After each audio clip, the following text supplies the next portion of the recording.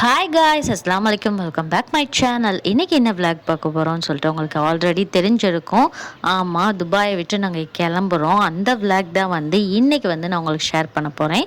இந்த செகண்ட்லேயே உங்களுக்கு ஏகப்பட்ட கொஷின் வந்திருக்கும். எதுக்கு கிளம்புறாங்க, லீவுக்கு போகிறாங்களா இல்லை அங்கேயே செட்டில் ஆக போகிறாங்களா அப்படின்றத இந்த விளாக் எண்டில் முடிகிறக்குள்ளேயும் நான் சொல்லிடுறேன். ஃபஸ்ட்டு திங்ஸ் பேக் பண்ணணும். அதெல்லாம் பேக் பண்ணியாச்சு. இதில் என்ன பிரச்சனை இருக்குன்னா திங்ஸ் பேக் பண்ணுறது ஃபுல்லாக என்னால் காட்டவே முடியறதில்ல. ஒருத்தவங்க இல்லைன்னா ஒருத்தவங்க கோச்சிக்கிறனால அந்த கிளிப்ஸ் மட்டும் கொஞ்சம் வேகமாக எடிட் பண்ணுற மாதிரி தான் நான் வீடியோவில் போட்டிருப்பேன். தென் எல்லாருமே ரெடி ஆயாச்சு, ஏர்போர்ட்டுக்கும் வந்தாச்சு. ஏர்போர்ட் போனதுமே ரைஃபாக்கு ஃபுல்லாக அவங்க மம்மிமா பார்க்கணும் அந்த ஒரு ஆர்வம் நிறையாவே இருந்துச்சு. ரொம்பவே ஜாலி மூடில் இருந்தாங்க. இப்போ ஃபோட்டோஸ்லாம் எடுக்கணும்னு சொல்கிறான், ரொம்பவே ஈஸியாக எடுக்கிற மாதிரி தான் இருந்துச்சு. மம்மிமா போகிற எக்ஸைட்டிங்கில் பார்க்குற எக்ஸைட்டிங்கில் அவங்க ஃபோட்டோ ஸ்டில்லாம் கொடுத்துக்கிட்டே தான் இருந்தாங்க. அதோடு நாங்கள் கிளம்பியாச்சு.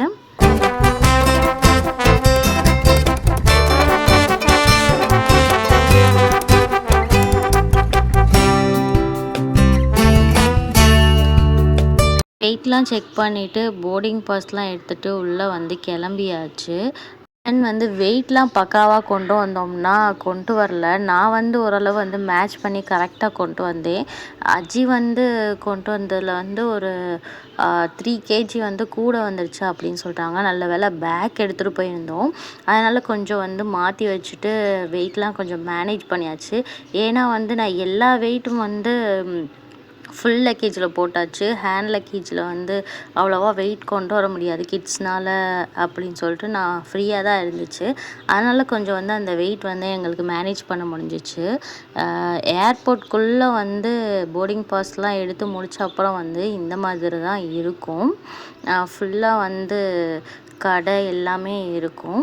ஏர்போர்ட் இன்சைடு ஃபுல்லாக மால் மாதிரி தான் இருக்கும் பார்க்குறதுக்கு. நல்லா டைம் ஸ்பெண்ட் பண்ணுற மாதிரி இருக்கும்.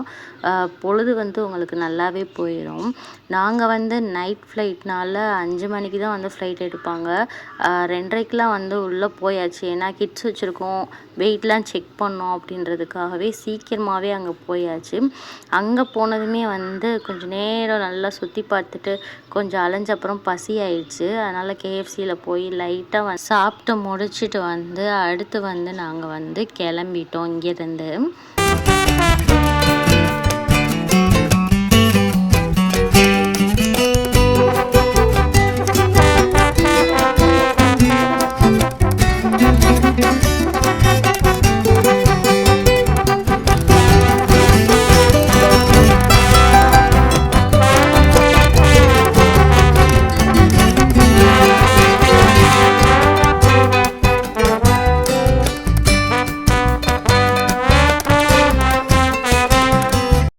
கரெக்டாக ஃபைனல் செக்கிங்கும் முடிச்சுட்டு ஃப்ளைட்டில் ஏற மாதிரி தான் பிளான் பண்ணி நாங்கள் போயிருந்தோம். ரைஃபாக்கு ஒரே ஜாலி மூடு தான். அவங்க மம்மிமா அப்புறம் தாத்தா எல்லாத்தையும் பார்க்கணுன்றதுல ரொம்பவே ஹாப்பியாக இருந்தாங்க.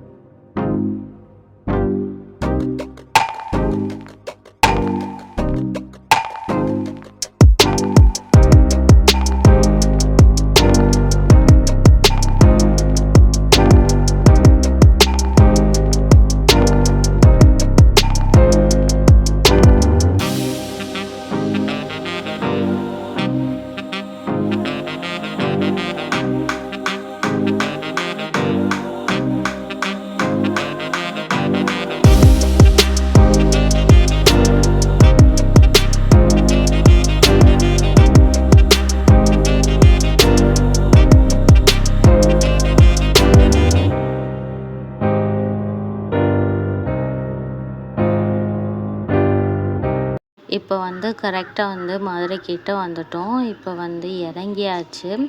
இறங்கி எக்ஸைட்டோட வெளியில் போனால் அவங்க வர லேட் ஆயிடுச்சு. அதனால் நாங்கள் தான் வந்து ஃபஸ்ட்டு போன மாதிரி இருந்துச்சு. ஃபஸ்ட்டு வந்து பார்த்தது அவங்க தாத்தாவை தான். தாத்தாவை போனோடனே ஹாப்பியில் வந்து ரைஃபா அப்படியே கட்டிப்பிடிக்க ஓடிட்டாங்க.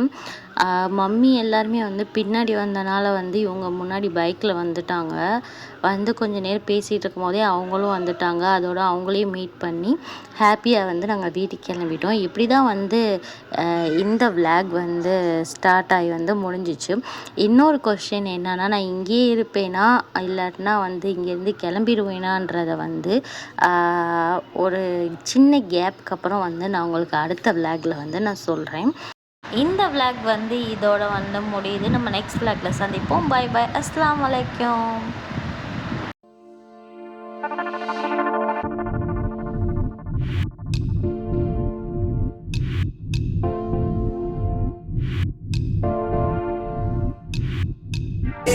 ஒரு வெள்ளி கொலுசு போல இந்த பூமி சினுங்கும் கீழே, அணியாத வைரம் போல அந்த வானம் மினுங்கும் மேல. ஒரு வெள்ளி கொலுசு போல இந்த பூமி சினுங்கும் கீழே.